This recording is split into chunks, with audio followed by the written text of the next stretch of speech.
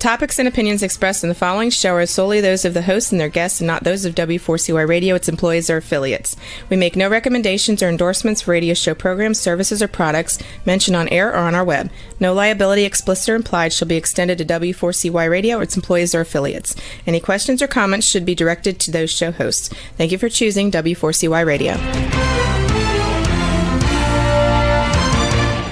Welcome to the Ask the Expert show on W4CY Radio and Talk4 TV, where we bring you educational information from top local experts in the fields of legal, health, financial, and home improvement. Now sit back and listen to experts in family law, association law, hearing loss, business brokers, home care, along with many other topics. Now here are your hosts, Steve-O and Sophia. Hey, good morning, Florida. Welcome to another Ask the Expert show where we bring you the top experts in the field of legal, health, financial, and home improvement. This weekend, I spent looking back at past shows, and the show we have for you this morning in the first half, gosh, it seems like it's been 10 years. Provise Management Group started with us when we were doing radio, and we did radio for 5 years. And this is one of the few shows that we are, as a company, we actually allow on to do more than one show a month, and then we replay the shows. So we have 2 live shows, and then we replay the show. And I got to tell you, I love doing this show. This area of financial management, trust is so important.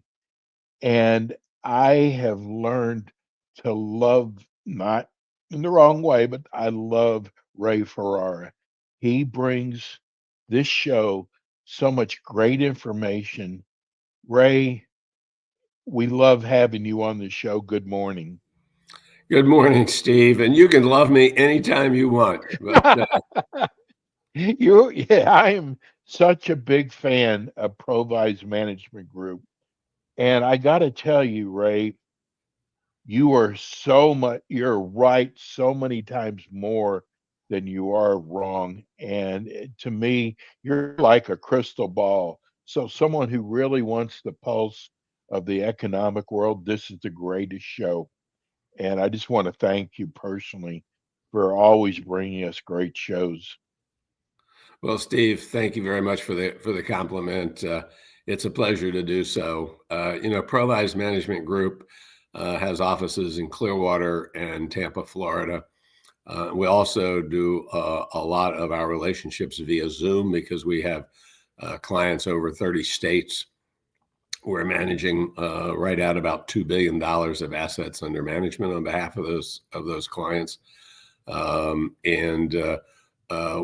very proud of the group of folks that we have, all 30 of them, 13 of them who are financial advisors, all of whom have their Certified Financial Planner designation, CFP, which means that we must always represent the interest of our clients first. And this is not novel for us. We've been doing this since 1988, when we first became a registered investment advisor with the SEC. So long before it was fashionable to do the right thing, we've been doing it now for almost 40 years. So I always want to remind people that as a result of listening to the show, they're certainly entitled to a 1-hour complimentary consultation with any of our CFP professionals. It's just let's sit down, answer any questions you have, get to know you. And if there's an opportunity for us to help in some way, we'll be delighted to do so. And if we can't, perhaps we can direct you to someplace that can. Obviously, we don't do any tax work. We don't do any legal work. But we certainly have great contacts around the country to be able to help people in those particular areas. So thank you again for those wonderful comments. Well, Ray, I look back, there's so many, our show is about questions and you responding with your answers. And there's just so many times that we've asked you to predict the future, and you've been right. And I love you're conservative in your ways. You don't oversell Provise. And I am telling people out there, and this is an educational show, but listen, I know that it's hard to find a good money management group, but Provise, and even if you're out of the Florida area, Ray has got clients all over the world. Uh, we we have moved the show from a Tampa show to a Florida show, and we just appreciate you. Let me get started with questions. We try to stay away, Ray, from politics, but we always end up when it comes to the economy sprinkling a little politics in there. Um, Everybody wants to know what's going on with the feds. Uh, Looks like they're meeting in September. Do you see any changes in September? Steve, first of all, let's do some history with the Fed. And when I say history, something over the last 12 months. For time and again, people have said, and especially the president, that the Fed is late to the party, that they haven't reduced interest rates the way he feels and others feel they should be. Do want to remind everybody that the Fed did lower interest rates last year by a full 100 basis points in 3 different sessions, with the last one being in December, after the election was over, but before the president was inaugurated. So as you've also heard me say on the show, that when these things happen, there's two peaks.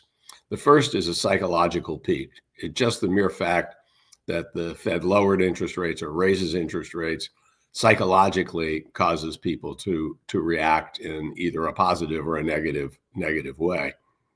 But I've also said the second peak normally starts to occur about a year later, because it takes time when you lower interest rates for all of that to filter through the system and to actually get into place. Right now, I think a lot of that second peak, which would be happening just about now, has been delayed because of all of the conversations around the tariffs. And I know we have a question a little bit later on the tariffs, so I'll hold off on that. But it's been delayed. Clearly, the last job report caused some issues for the Fed, in that they have a dual mandate, and that is that one, that they try to keep inflation under control, and second, full employment. And in this last jobs report that came out in early August, which reflected July, it wasn't the significantly lower number of new jobs that were created that caused a stir, but the adjustments that were made to the June and May numbers were unusually high. And that has to be of a concern to the Fed. Now, the good news is that before the Fed meets in September, there will actually be another jobs report that will occur that first Friday in September, which I think is going to be September 5th. And if that number is also weak, and or if the further adjustment is made significantly to the downside, I think it's going to be hard pressed for the Fed to not lower interest rates by at least a quarter, maybe even a half a point. We'll get a clue, however, a little bit later this month, because all of the uppity ups in the financial world are meeting in Jackson Hole, as they have traditionally for many years now at the end of August. Chairman Powell will be speaking there, and maybe he'll give us a small hint as to the direction that the Fed will go. Right now, we're going to give it about a 65% probability that the Fed will lower interest rates by a quarter point. If not, then let me put the prediction on the other side from my foggy crystal ball, and that is that the market will take a very serious tumble immediately following the Fed meeting. Ray, did I hear that mortgage rates have come down? Did I They hear have that come right? down a little bit, but they have actually started to go back up over these past couple of weeks. It's all been, very in a very shallow channel, the up and downward movement of long-term interest rates at this point. But Steve, until we can get interest rates on 30-year mortgages that are below 6%, you're going to continue to see a great deal of pressure on the real estate business as it relates to residential homes. Psychologically, saying I've got a 5 7/8 interest rate as Right. opposed to 6 1/8 is a big deal. So we've got a long way to go, and we would not be surprised, Steve. And in fact, we probably are. I would go so far as to say that we think there's a high probability that if the Fed lowers interest rates on the short side of the curve, that the long rates actually could move in a positive direction. Long rates move higher is what I mean when I say a positive direction. Right. So we're going to get the crystal ball out again. The market is almost at its highest point now. How high can it go this year and next? What do you see any stumbles along the way? Steve, we have seen the market rise some 38% since the bottom was hit in early April, immediately following the president's announcement on the tariffs. That is just an unbelievable rise in such a short period of time. The only other time that I can remember the market moving that quickly in that short a period of time would be back in 1987, early 87. In fact, I was in March of that year, I was out in Denver, Colorado, meeting with the folks from what was then known as the Janus funds, JANUS. No. And I talked with the head of that gentleman named Tom Bailey. And at that point, the market during the first 10 weeks of the year was up around 22, 23%. And I said to Tom, I said, so what do we do from here in a serious but joking way? And he said, in a serious but joking way, he said, Ray says, I've been managing money for a long time, and the smartest thing we could do is sell everything, go fishing for the next 9.5 months, and being up 22, 23% for the year, nobody will fault us.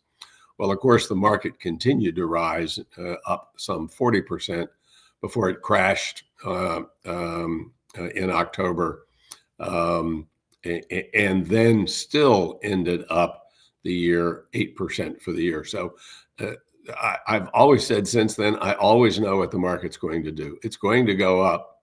And if it doesn't go up, it's going to go down. It never remains static. But what I do know is that the market has a tendency to go up more than it does to go down over time. And so I have never been, nor was Tom Bailey, ever a market timer where you get out of the market. Stay the course over time, you'll be fine. And Steve, a lot of people who are retired say, well, now that I'm retired, I don't have a long time. The fact is, from a longevity standpoint, one of the greatest challenges we have as financial planners is dealing with the fact that people are living a lot longer. Back in the good old days of the 70s, you retired at 65 and you were dead by 74. Well, today, a couple who retire at age 65, one of them has a chance to get into their early 90s.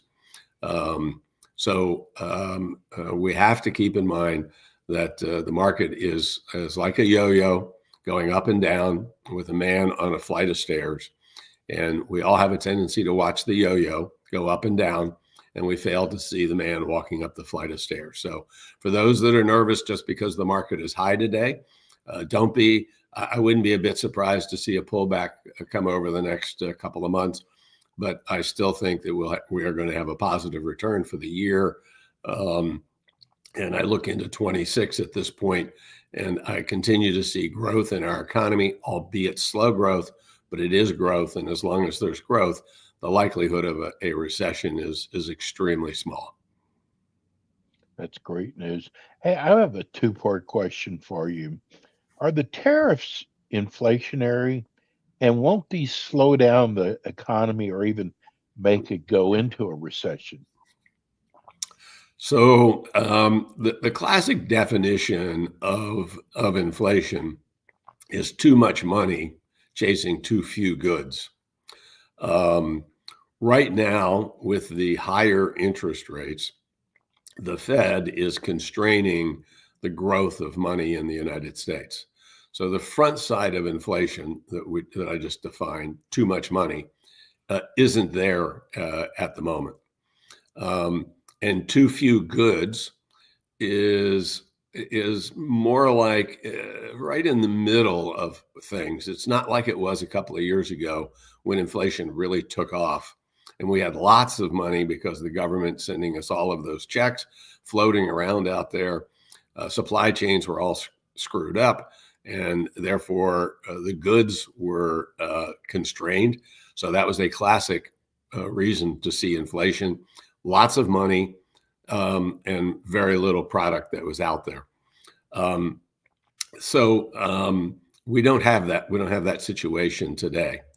As it relates to the tariffs are a tax. I mean, there's no other way to look at it.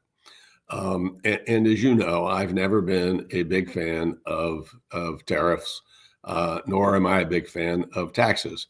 But the president has deemed that by creating these tariffs and creating, therefore, almost a consumer tax on the American economy, that this will be a good way for the government to raise some money. And it probably will raise money for the government, but as a result, that means it'll be draining money out of the markets, out of the consumer's hands, and therefore it will slow things down. Will it cause a recession? Again, we don't think so. We do think that there is this opportunity for the tariffs to slow things down, but not to create a huge inflationary problem like we had in the 70s. And keep people tossed around the word stagflation, which was a word that first came out of a British lawmaker's lips back in the 60s and then was applied to the 70s. We simply don't see that happening. We do think we'll consider to see longer inflation at a rate higher than the Fed would like, but not enough to crush the economy. You know, Ray, there's a lot of new, gosh, you of all people know this, there's so many new tax laws out there. What do you think is going to be the biggest pitfalls of some of these new tax acts? Well, from a pitfall standpoint, what has happened in this new tax act, the One Big Beautiful Bill Act, that just passed the Senate and the House and signed by the president in early July, it creates a lot of tax provisions that have thresholds on them, saying that once you get to a certain threshold, that benefit goes away. And most of those thresholds are designed to keep people who are making lots of money from benefiting in the same way that those that are in the middle class or even in a lower class of income. So the biggest pitfall is people not understanding and not being aware of the thresholds that exist as they earn and make money that will cause those benefits that they're anticipating to disappear. And that's one of the reasons, Steve, that we offer a 1-hour complimentary consultation in our office in Clearwater or in Tampa, or certainly by Zoom. For people to be able to talk about the One Big Beautiful Bill Act. We have done a special report on it, and we will be doing a webinar on it in about another 2 weeks. But if anybody would like to have a copy of our synopsis of the bill to learn more about it, all they have to do is send me an email to info at provise provise.com, info.com. Be happy to schedule that consultation and or send out the report so that you can see the various effects that actually occur. This is really strange. We just got a text from Elizabeth Hall in Miami, who's listening to the show. My next question to you is about life insurance and if it's a good savings program for retirement. And she wrote, what are your feelings on life insurance? That's amazing. Oh, she must have ESP. Yeah. Steve, I don't know that we have enough time to answer that, Elizabeth, today, but let me simply say that there is a place for life insurance in everybody's portfolio. We do not see it as a savings vehicle for retirement. We believe that life insurance is to replace the income of someone who dies prematurely, to pay down debt at death, or to pay estate taxes. And none of those three have anything to do with retirement planning. So if it's not about replacing income, if it's not about paying down debts, and if it's not about paying estate taxes, we don't see the reason for people to have life insurance. And clearly, in our minds, not for retirement planning. I know there's going to be a lot of people out there that are going to disagree with that, but most of them are the people who are selling life insurance policies that are too darn expensive. Ray, tell people how they can reach you. Folks can reach us by calling 727-441-9022. That's 727-441-9022. Or they can simply go to our website to learn more, and that's Provise, PROVISE.com. Delighted to hear from any of our listeners. It's always fun to have good conversations with them. And Steve, thanks a lot for a great show today. Thank you, Ray. And we'll see you in a couple weeks, but you can always go back to iHeart or Spotify and listen to today's show. Ray, thank you so much, bro. Have a wonderful week, and we'll see you in a couple weeks. Thank you, Steve. You as well. That's Ray Ferraro with Provise. We're going to go to a break. When we come back, we've got our next expert. Incredible show, another incredible show. We'll be right back. Thanks for tuning in today to the Ask the Expert show on W4CY Radio and Talk4 TV. Tune in next week and every week to hear more from our experts on personal injury, insurance, air condition repairs, estate planning, Medicare, and many other topics in the areas of legal, health, financial, and home improvement. See you next week.